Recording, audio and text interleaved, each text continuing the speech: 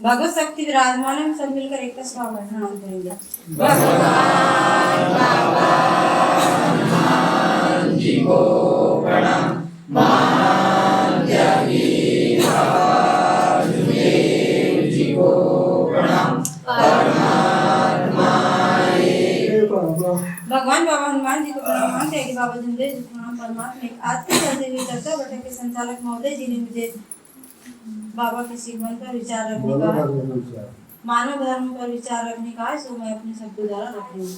भगवान बाबा हनुमान जी को प्रणाम। मानते हैं कि बाबा जुमदेव जी को प्रणाम। परमात्मा एक धन्य हमारे सदगुरु मानते हैं कि बाबा जुमदेव जी जिन्होंने इस मानव धर्म की रचना कलयुग में की, क्योंकि हम सब जानते हैं यह कलयुग का समय है, लेकिन बाबा एक भगवान के रूप में इस धरती पर जन्म लिए और इस मानव धर्म की रचना जो कलयुग में की है। क्योंकि हम सब जानते हैं, ज्यादा नहीं तो रामायण के अनुसार थोड़े थोड़े सत्युग के बारे में जानते हैं कि जितने भी इस धरती पर जन्म लिए सत्युग में सारे देवी देवताओं और 4 युगों से एक एक शब्द निकाल करके बाबा ने जो यह 12 खड़ी हमारे इस मानव धर्म की जो रचना की है, और इस 12 खड़ी में गिन गिन के जो शब्द रखे हैं, एक शब्द पे हजारों शब्द, हजारों विकल्प निकलते हैं।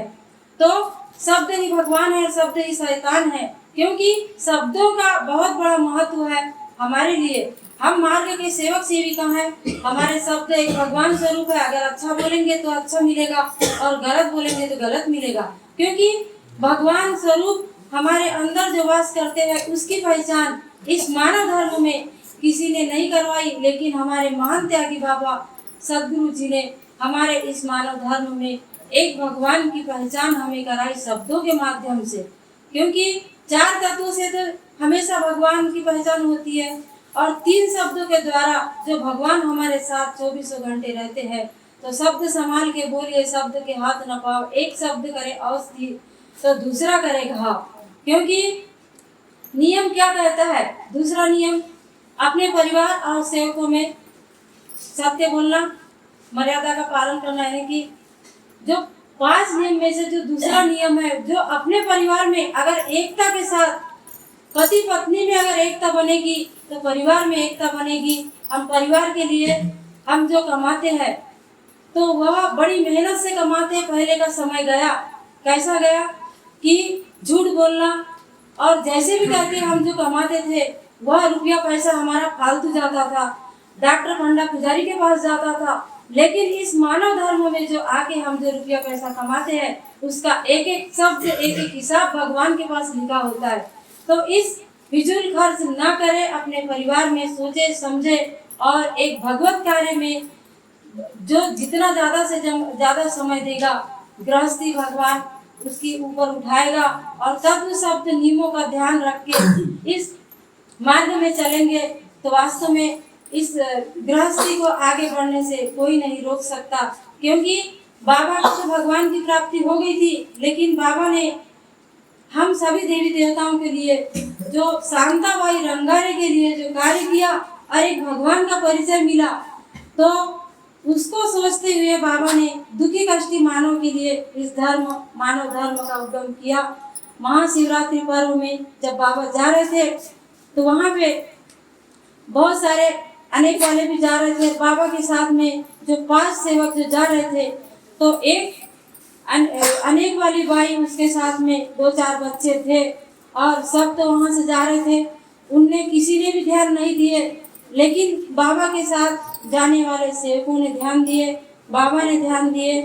तो उस बाई के बच्चों को मनमानी बुखार था, तो बाबा ने उनको सेवकों को आदेश दिए कि जाओ उस बाई के बच्चे को एक एक गाल पे चाटे मारो। और उस चाटे के इससे उस बच्चों के बुखार खुल गए और बाबा के साथ में जाके उनने पर्वत पे एक भगवान के नाम की एक कपूर जला के बाबा का जयकारा लगाते हुए ऊपर से आए और उनने एक मानव धर्म की रचना की। तो हम सभी सेवक सेविकाओं का कर्तव्य बनता है, क्योंकि हम मानव धर्म के सेवक हैं। जो भी दुखी कष्ट मिलते हैं उनको हमें विचार देना चाहिए, उन्हें समझाना चाहिए। अगर उनके विचारों से और उनके सुधरने से उनकी दुख परेशानी जब दूर होगी तो उनका पुण्य, उनका आशीर्वाद हमें मिलेगा। क्योंकि बाबा ने कहा है, मुझे सेवकों ने तो नहीं पहचाना, लेकिन शैतानों ने पहचाना है। क्योंकि सेवक तो दुख दूर होने के बाद भूल जाते हैं, लेकिन शैतान को पहचान होती है। शैतान तो दूर से पहचान जाते हैं कि नहीं, ये बाबा हनुमान जी का घर है, यहाँ पे नहीं जाते। अभी 3-4 दिन पहले यहाँ की एक सेविका हमारे घर गई थी, उसको सुला के ले गए थे। उसकी हालत बहुत खराब थी और उन्हें टैक्सी से पकड़ के ले गए। उसका दृश्य मैंने देखी तो मुझे अचंभा लगा। नहर के ऊपर से बोल रही थी कि मुझे कोई खींच रहा है, मैं नहीं जाती, और बहुत रो रही थी वो। तो मैंने बोली देखो हमारा घर कितना दूर है, नहर कितना दूर है। तो वह सेविका रोते रोते उसको पकड़ के लाए, हमारे घर लाए, लेटा दिए। तो उसको उनके साथ में जो भाई आई थी वो बोले घर में पानी भी नहीं पी रही थी, बोले तो मैंने उसको जानबूझ के पानी दी। मैंने बोली उसको पी, पानी पी। और वो सेविका भाई थोड़ी सी मेरे को ताजगी लगी और देखने लगी। तो उसके बाद उसे फिर तो बनाने को कहा और उसे आराम हुआ। तो बाबा ने कहा है मेरे सेवक तो दुख दूर होने के बाद भूल जाते हैं, ताकि सब नियमों को भूल जाते हैं। और शैतान को पहचान होती कि नहीं बाबा का मार पड़ेगा, हमें भाग जाना चाहिए। तो शैतान छोड़ के भाग जाते हैं, लेकिन सेवक सेविका जब गलती करते हैं, फंसते हैं, तो फिर से दुख रिटर्न होता है। तो सेवक साथियों, मेरे बोलने बताने में, सोचने विचारने में अगर कुछ गलतियां हुई होगी तो आप भगवान तुल्य है, मुझे क्षमा करेंगे। अपने शब्द को यही विराम देती हूँ और सभी को नमस्कार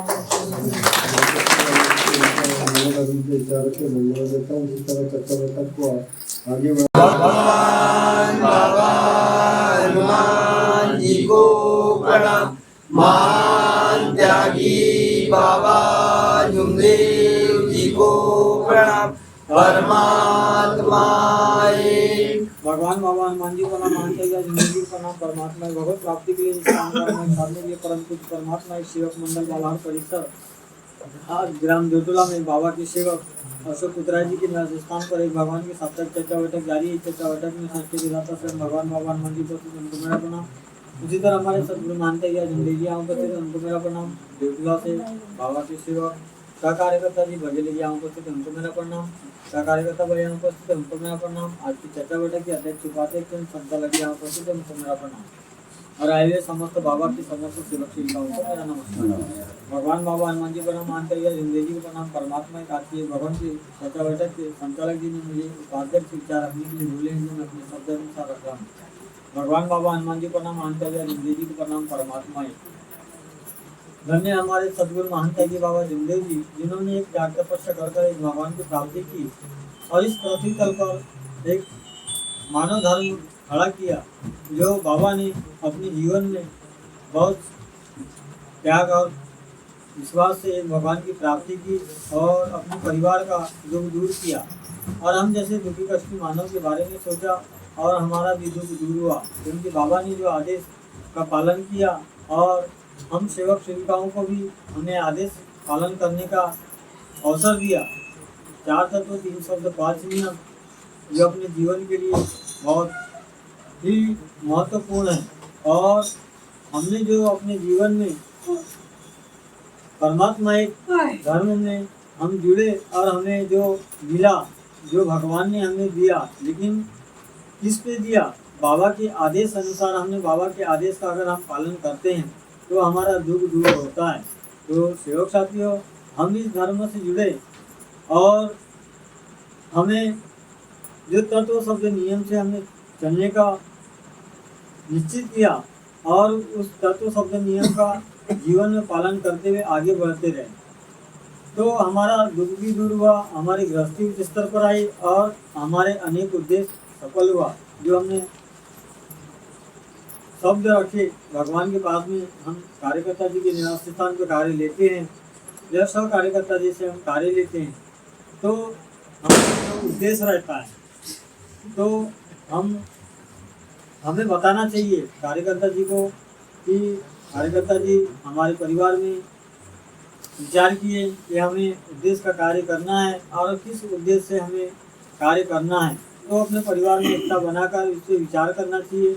और उस उद्देश्य को सफल करने के लिए हमें भगवान के सामने में जैसे हमें कार्यकर्ता जी आदेश करते हैं कार्य करने का, जिस नियम अनुसार बताते हैं कि हमें इस नियम से कार्य को करना चाहिए, तो सुबह की विनती, शाम की प्रार्थना हमें समय अनुसार पे करना चाहिए, तो ये हमारा कार्य सफल होगा और हमारा उद्देश्य भी सफल होगा। क्यों कि अपने जीवन में जो हमें करना है, आगे बढ़ना है, तो हमें चर्चा बैठक के माध्यम से सुनने को मिलता है कि हमें आज उस सेवक ने कौन सा विचार दिए और क्या अनुभव मिला और किस दुख परेशानी से मार्ग में आए थे और दुख परेशानी को दूर करने के लिए उन्होंने क्या किया।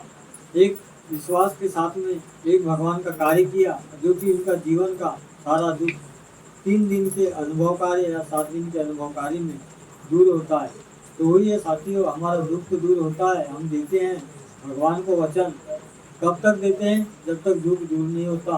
उसके बाद में हमारा अगर दुख दूर होता है, उसके बाद में हम धीरे धीरे भूलते ही चले जाते हैं, चर्चा बैठक में आना बंद कर देते हैं। तो हम चर्चा बैठक में नहीं आएंगे तो हमें इतनी सीखवन कहाँ से मिलेगी। और हम बोलते हैं कि सेवक जी बहुत दिन के बाद में आप चर्चा बैठक में आए हो, हमें वो विचार रखना है या विनती प्रार्थना पूछते हैं तो उसमें अटक जाते हैं।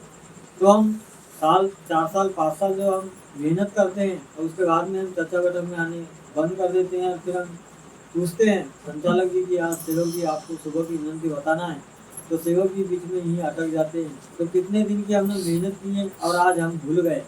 तो हमें गौर करना चाहिए कि आज मैं चर्चा बैठक में कितने दिन के बाद में गया और मुझे विचार पूछे या कुछ भी पूछे तो मैंने बता नहीं पाया, तो हमें कितना अच्छा नहीं लगता। इसलिए हमें चर्चा बैठक आना चाहिए और चर्चा बैठक में हमें बताना चाहिए कि हमें कैसा लगा, आज उस सेवक ने क्या बताया, हमें बहुत अच्छा लगा कि उस सेवक का दुख दूर कैसे हुआ, कितनी कठिनाई से अपने जीवन को पास कर रहा था, कितने बुरे व्यसन में फंसे थे और हम कौन से बुरे व्यसन से फंसे थे, हम कैसे कैसे बुरे व्यसन से मुक्त हुए और आज हमारा परिवार कितना खुशहाल है, खुश है, जो कि हम इस धर्म से जुड़े और हमारा दुख दूर हुआ और अपने जीवन में अच्छा कुछ हमने अच्छा किया। तो सेवक साथियों, हमें आदेश पे चलना चाहिए। और जो भी सेवक परिवार में हमें बोलते हैं सेवक कि यहाँ की बातें वहाँ की बातें, लेकिन हमें सुनना चाहिए, लेकिन कहीं हमें कहना नहीं चाहिए, क्योंकि उससे हमें बुराइयों के ओर लेके जाता है। तो उस बुराइयों को दूर करने के लिए हमको आदेश पे ही चलना चाहिए। हमने सुने सब कुछ किए, लेकिन हमें उसे कहीं बोलना नहीं चाहिए। जो बोलने लायक की चीज़ें हमें अच्छे विचार, अच्छी सोच मिली है, तो उसे विचार के माध्यम से रखना चाहिए कि आज मैं उस सेवक से मिला था और मुझे ऐसा विचार मिला, आज मैंने उस विचार पे गौर किया और उस विचार को सोचा समझा और उसके बाद में मैंने देखा कि हाँ सही है ये विचार। हमें भगवान के पास में उस टाइप के शब्द रखा और उस शब्द को पूरा करने के लिए भगवान ने हमारे शब्द को पूरा किया। तो ये हमारा विचार आगे बढ़ाएगा और विचार क्रांति मिलेगी। तो सेवक साथी, हमें ध्यान में रखना चाहिए कि हमें चर्चा बैठक में आना चाहिए। 4 तत्व 3 शब्द 5 नियमों का पालन करना चाहिए। 4 तत्व 3 शब्द 5 नियमों का आप भी पालन करेंगे, मैं भी पालन करूँगा, ऐसा मैं आपसे आग्रह की विनती करता हूँ और सभी को नमस्कार करता हूँ।